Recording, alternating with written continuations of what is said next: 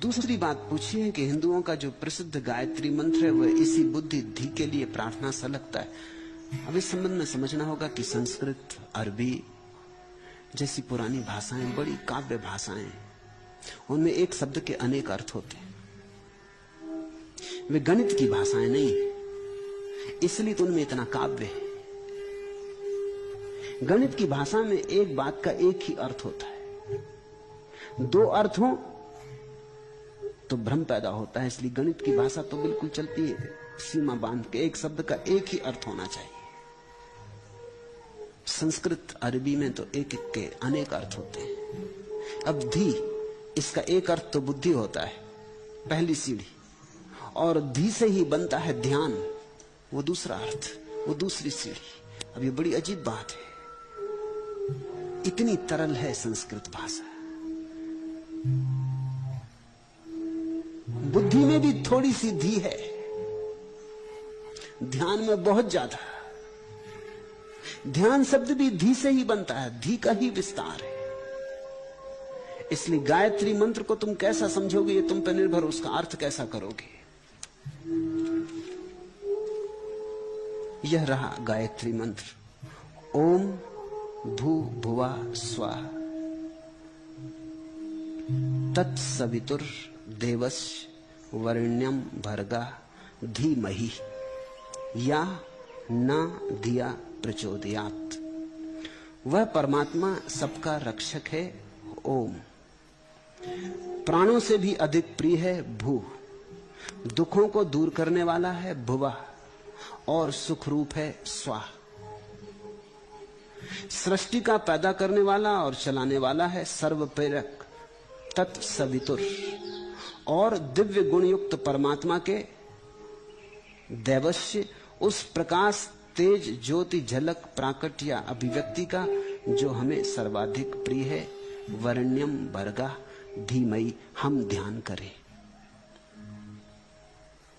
अब इसका तुम दो अर्थ कर सकते हो, धीमहि कि हम उसका विचार करें, ये छोटा अर्थ हुआ खिड़की वाला आकाश, धीमहि हम उसका ध्यान करें, ये बड़ा अर्थ हुआ खिड़की के बाहर पूरा आकाश।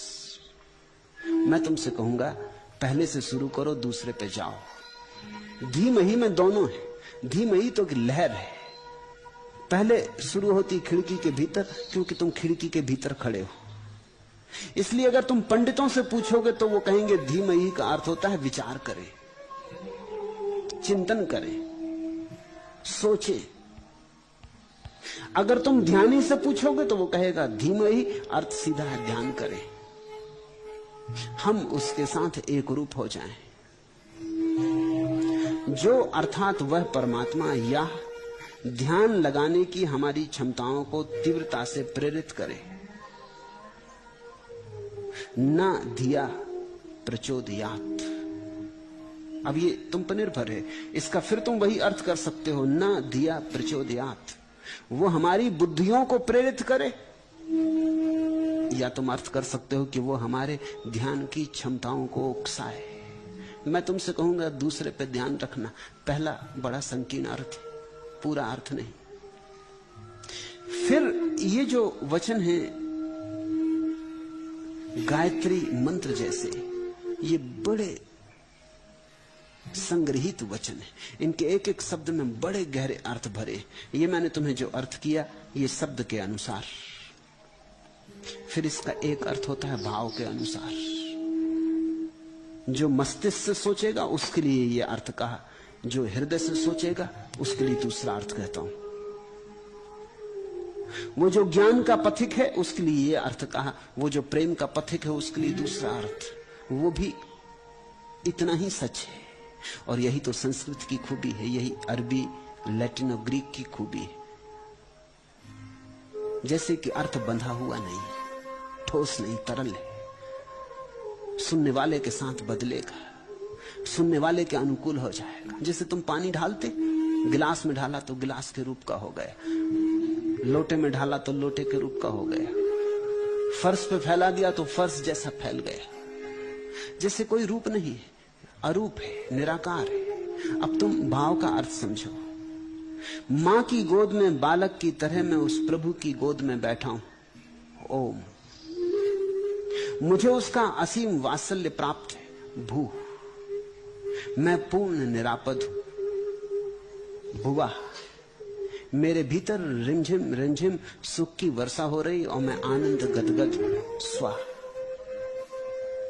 उसके रुचिर प्रकाश से, उसके नूर से मेरा रोम रोम पुलकित है तथा सृष्टि के अनंत सौंदर्य से मैं परम मुग्ध हूं। तत्सवितुर। देवस्य, उदय होता हुआ सूर्य, रंग बिरंगे फूल, टिमटिमाते तारे, रिमझिम रिमझिम बरसा, कलकल नादनी नदियां, ऊंचे पर्वत, हिमाच्छादित शिखर, झरझर करते झरने, घने जंगल, उमड़ते घुमड़ते बादल, अनंत लहराता सागर। धीमई, ये सब उसका विस्तार है। हम इसके ध्यान में डूबे। ये सब परमात्मा है। उमड़ते घुमड़ते बादल, झरने, फूल, पत्ते, पक्षी, पशु, सब तरफ वही झांक रहा है। इस सब तरफ झांकते परमात्मा के ध्यान में हम डूबे, भाव में हम डूबे। अपने जीवन की डोर मैंने उस प्रभु के हाथ में सौंप दी। या न दिया प्रचोदयात, अब मैं सब तुम्हारे हाथ में सौंपता प्रभु, तुम जहां मुझे ले चलो मैं चलूंगा। भक्त ऐसा अर्थ, और मैं ये नहीं कह रहा हूं कि इनमें कोई भी एक अर्थ सच है और कोई दूसरा अर्थ गलत, ये सभी अर्थ सच है। तुम्हारी सीढ़ी पर तुम जहां हो वैसा अर्थ कर लेना, लेकिन एक ख्याल रखना, उससे ऊपर के अर्थ को भूल मत जाना, क्योंकि वहां जाना है, बढ़ना है, यात्रा करनी है।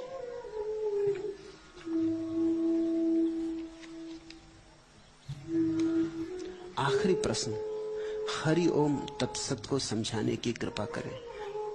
कुछ तो छोड़ दो बिना समझा हुआ। हरि ओम तत्सत। आज इतना है।